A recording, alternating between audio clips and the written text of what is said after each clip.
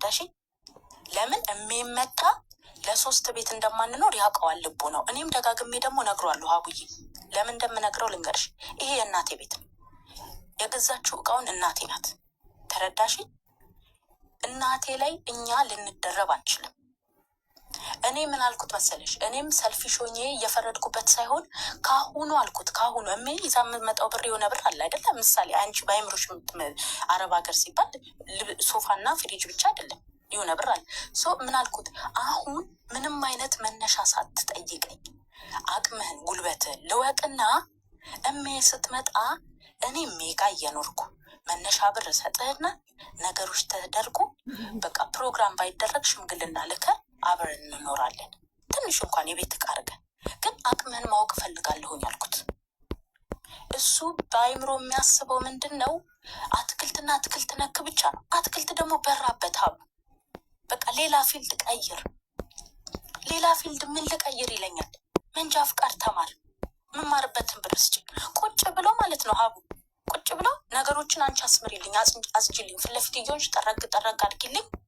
እኔ እሱ የሚጫወተው ማለት ነው። እኔ ደግሞ መንጃ ፍቃድ የምትማርበትን ብር ከፈለግ ካልኩት መጀመሪያ ሰው ቤት ተቀጥረ ልክ በቃ ሌሊትም ህገ ወጥ እየወጣክም ልክ የሆነ ነገር ማድረግ ልክ ብቻ። በመሀል በጣም በየቀኑ መጨቃጨቅ ጀመርን። ብሩ እሱ ጋር ነው ብዬሻለሁ ሀቡ። እሱ ጋር ሲሆን ማታ ማታ እየጠጣ መምጣት ጀመረ። በብሩ ነው የምልሽ። እና ትናንት እንደዛ አልነበርሽም። ትናንትና ምንም በሌለን ሰዓት አራስ ቤትን ስናሳልፍ እስር ቤት እንደዛ ሆነ ስናሳልፍ እንደዚህ አልነበርሽም። ዛሬ ግን እናትሽ ብር ልካ እንደዚህ ሆንሽ እያለ እሱ ማነጻጸር ጀመረ። ይሄንን ተረዳሽኝ አይደለ? እኔም እሱ ተቀየረብኝ እላለሁ፣ እሱም አንቺ ተቀየርሽብኝ ይላል። ከዛ በኋላ በመሀል እየደወለች የታለ ማሽኑ የታለ ብር አታለለሽ እያለች ስትደውልልኝ እሱን ጠይቂው ማለት ጀመርኩ ማለት ነው። ለእኔ የተሰጠኝን ኃላፊነት ወደ እሱ አዞርኩ። ከዛ ስልኩን ስሰጣት እሱ ደወለች። ከዛ እንደዚህ አይነት ሰው ነው ማለት ነው። ይህ ብር እኮ ለአንተ አይጠቅምህም። እኔ እንደ ቃሌ ለምንፈልገውን እንዲህ ብር ለስራ ብር በቃ ራሳችንን እንድንችል ብሎ ግልጹን ነገራት ማለት ነው። ልጅ እኔ እስክመጣ ጠብቅኝ፣ ይሄን ግን በቃሌ መሰረት አድርግ። ይሄን ቃሌን አጠፍክ ማለት ይሄ ብር ብዙ አይደለም፣ አይሸውድህ ምንም ብላ ብቻ መከረችው ማለት ነው። የማሽኑ ብር ማለት ነው 50 ሺህ ብር። አዎ።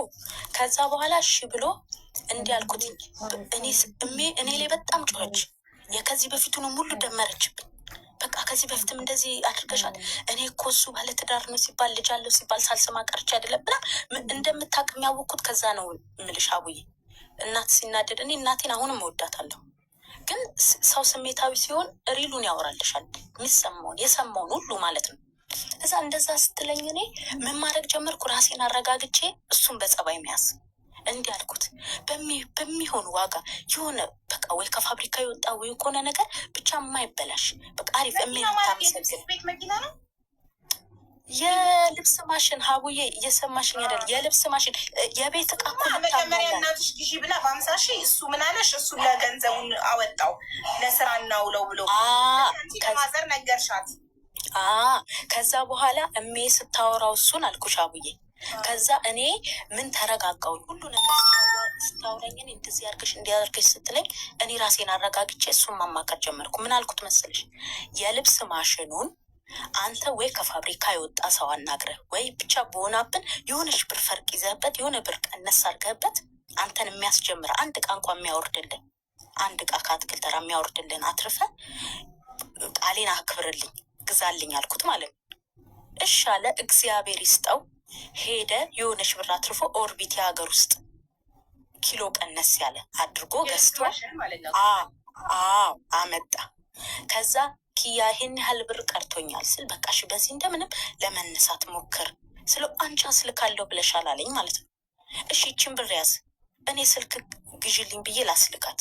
በቃ እኔ ስልክ ከዚህ በኋላ ከቤቱ ነው የምገዛው እላታለሁኝ ብዬ ድጋሚ ሜን አስጨመርኳት ማለት ነው። ብር ይኸውም በቃሌ ተገኝቻለሁ ብዬ አስጨመርኳት። ከዛ ስልክም ሳልገዛ እሱንና ይሄንን ደማምረን ስራ ይጀምራል ሄደች። ከዛ ግን ባህሪው ከዛች ቅስፈት በኋላ ተቀይሮብኛል። ግን እሱን ላለማጣት እኔ የማደርገው ጥረት ነው። ከዛ ስራ ከጀመረ በኋላ ከበፊት ሚስቱ ጋር መደዋወል ጀመረ። ከዛ በኋላ እየተደዋወለ ያወራታል ምናምን። ከዛ እኔ ጋር ወጪ ይሰጠኛል ምናምን፣ ግን ስራው እንዴት እንደሚሄድ ወዴት እንደሚሄድ አላውቅም። እቤት ውስጥ ነኝ እኔ፣ የቤት እመቤት ነኝ፣ ሰራተኛ የለኝም፣ እቤት ውስጥ ነኝ። እዚህ ጋር በወር ሰፖርት ታደርጋለች ለአስቤዛ ለአንዳንድ ነገር ስራ መፍታቴን ስለምታውቅ ቤት መሆኔን። እሱ ደግሞ በራሱ እኔ ባስጀመርኩት ስራ አለ አይደለ፣ እኔ አልልም፣ በቃ በጀመረው ስራ እዚህ ጋር የተወሰነ ያደረግና ያስጀመርኩት በባንቺ ብር ነው፣ በእናትሽ ብር ነው የጀመረው። እውነት ነው ሀቡዬ።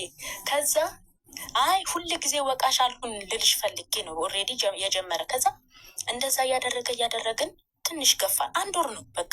ከዛ በ1 ወር ውስጥ ሀቡ የምንሸምተው ከውጭ ነው። በቃ የሆነ ቤት አስቤዛ አድርጉ ብላ የምትልከልን ብር ስራውን ነው ሰፖርት የሚያደርገው። ከዛ በኋላ ግን የምንሸምተው ኢቨን እንጀራ የምንገዛው ከውጭ ነው ሀቡዬ። ለምን ቤት አትጋዙ? የምትልከውን ብር አልኩሽ ስራውን ነው ሰፖርት የሚያደርገው። የሆነች ቆብ እኮ ተይዛብኝ የሆነ ቃል አውርድ ብዬ ቆይ ላውርድና ይለኛል። ስራ ከጀመረ 1 ወሩ ነው። እንጀራ በኢትዮጵያ ኑሮ እንጀራ ከመጋገርና ውጭ ከመግዛት ቴኪው ሄርዬ፣ ሌሎቻችሁም ታርጌቴን እየሞላችሁልኝ ቤተሰብ ልንገርሽ ሀቡዬ፣ እኔ የምልሽ ኢትዮጵያ ውስጥ እንጀራ ከመግዛትና ቤት ከመጋገር የቱ ወጪ ይበልጣል? ማለት መጋገር ይቀንሳል፣ ግን መጀመሪያ ላይ መጋገር ትልቅ ካፒታል ይጠይቃል። ምጣድ ከሌለሽ እግዚአብሔር ይስጥሽ። ምጣድ አለን ሀቡዬ፣ የገባ ነው እናቴ ቤት ነው ምጣድ አለን።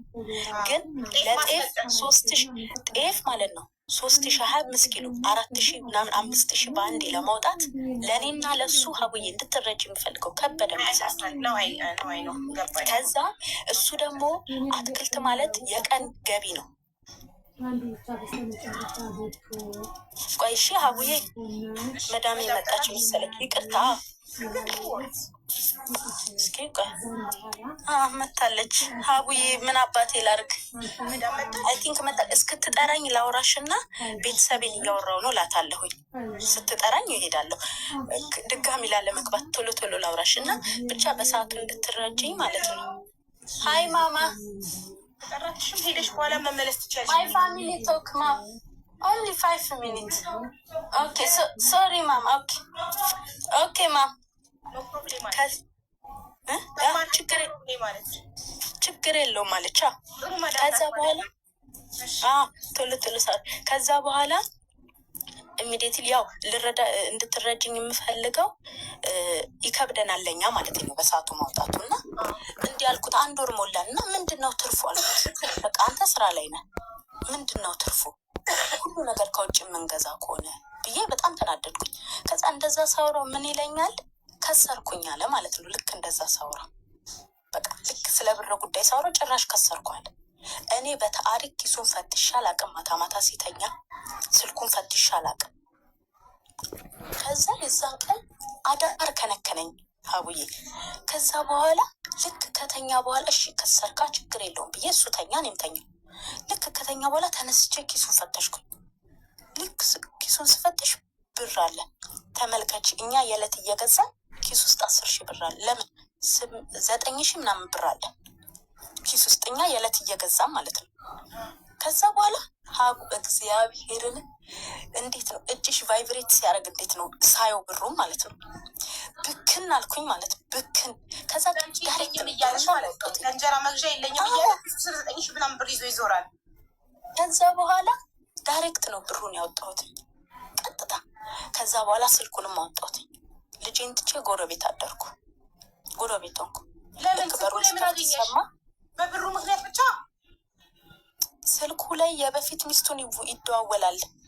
ምን ይላል? በቃ ቮይስ አለው። ልጅ አላቸው ያወራል ወይ ምናምን፣ ልጃችን ደህና ነው ወይ ምናምን ቢሆንስ? ኖ ተስፋ እየሰጣት ምን ይላታል? ተስፋ እየሰጣት አንቺን ፈንግሎ እሷ እናቷ ስትመጣ በቃ እኔም ትዝ ካለሽ መጀመሪያ ምን ብዬሻለሁ? እኔም በሰዓቱ እንደሷ ተሰምቶኛል። ሳታውቅ እኮ ትቀራለች አላልሽኝም? ታውቃለች። ግን አንዳንዴ ምንድን ነው እሱን ላለማጣት የምትቀመጪው ነገር እንዳልኩሽ እኔም በሰዓቱ ደረሰብኝ ማለት ነው። በሰፈሩት ቁና መሰፈር አይቀርም እንደሚለው። ከዛ እኔም ደረሰብኝ። ወዲያው ሁሉን ነገሩን ይዤ በሰዓቱ እንዳይመታኝም ይሁን የምትፈሪው ነገር የለም ወጣሁኝ። በቃ ያስኩትን ይዤ ወጣሁ ልጄን ትቼ። ከዛ ጎረቤት ቆየሁ። ጠዋት ሲነሳ የለው ላውራት አለ፣ በጎረቤት ምናምን ላውራት አለ። በቃ አጠቃላይ ማለት ነው ሳላረግሽለትም እንዳወቅሽ ከድሮ ሚስቱ ጋር እንደሚደዋወል ማወቅሽን ብር እዛው ነው ጎረቤት ፊት መሴጅ አላስቀመጥሽለትም? ጎረቤት ነው የነገርኩት። መቶ ሲያስጠይቅ ጎረቤቶች እንዲነግሯቸው ነገርሹ ለራሱ? አዎ መቶ ሲያስጠይቀኝ እንዲህ ነው ይኸው ከሰርኩ ያልከው ብር ይኸው ብር እኮ ከስር ያለው ግን አሁን የተቀበልኩት ዛሬ ማታ የተቀበልኩት እቁብ ብር ነው አለ። አይ ምን አልኩኝ? ምንድን ነው የወሰንኩት እኔ ይሁን አንዳንድ የሚበቃሽ የለም ከማሽኑ ከልብስ ማሽኗ ጀምሮ እስከ አሁን እስክንጣላ ድረስ ሬት እያለች ነበር። የሆነ ውስጥሽ እየተሸረሸረ የሚሄዱ ታይም የለም። ከዛ የዛ ሳለ ምንድን ነው በራሴ ወሰንኩት። ምንድን ነው የምትፈልጊው ይሉኛል። ይውጣልኝ ብቻ ከአፌ የሚወጣው ሀቡ ይውጣልኝ ብቻ ከቤቴ ይውጣ። በቃ ይችን ቃል ደጋገምኩት ማለት ነው። እሱ ደግሞ ቤት በርቅሽ ነው ድሮ ምን አክብሬሽ ስለመጣው ነው እንጂ ምናምን ማለት ጀመረ።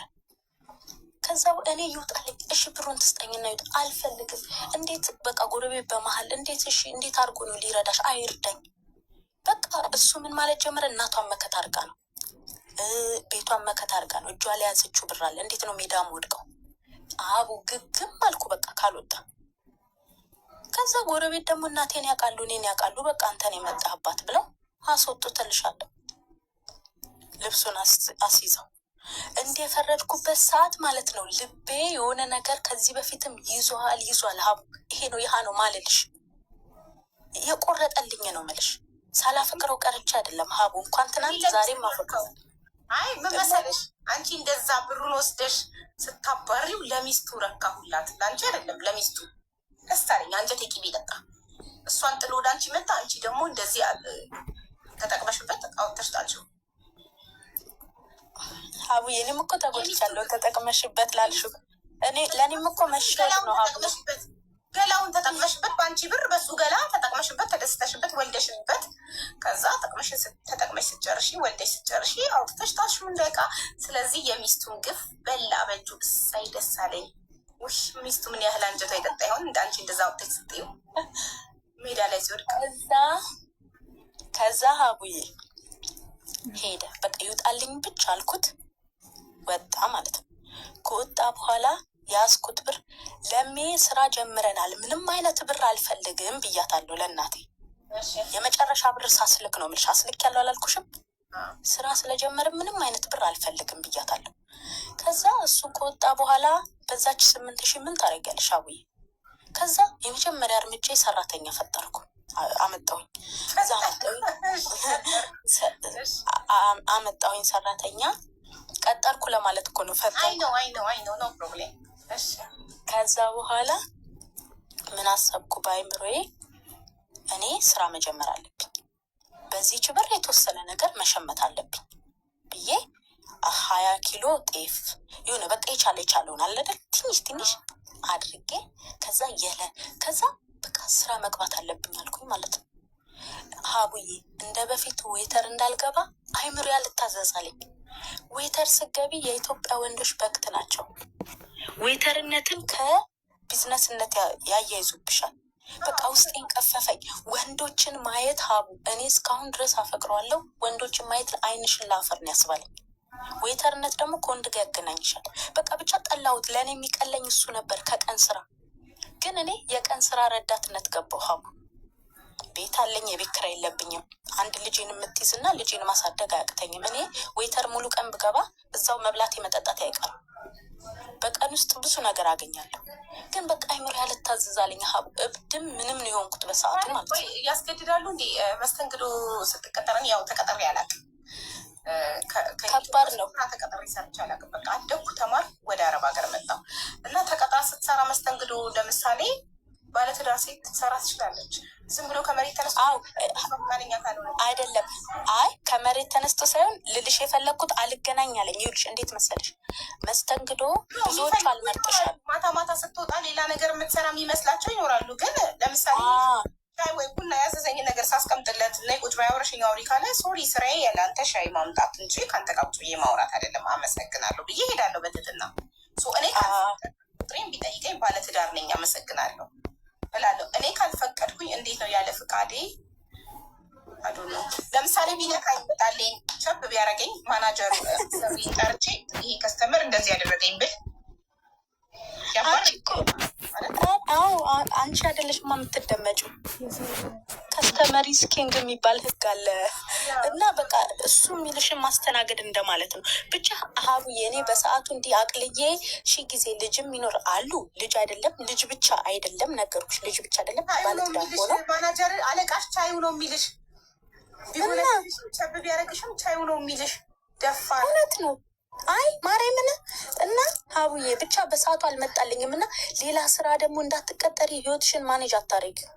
በቀን ቢያንስ 200 እና 300 የምታገኝበት ስራ መሆን አለበት አልኩኝ። እኔ በቃ ለእናቴ ጥንካሬን ማሳየት አለብኝ። እስከዛሬ በእናቴ ጀርባ ላይ ነው ጫንቃ ላይ ነው ሆኜ ልጅ ያመጣሁት። ሰው ራሴን መቻል አለብኝ ብዬ ምን አደረግኩኝ?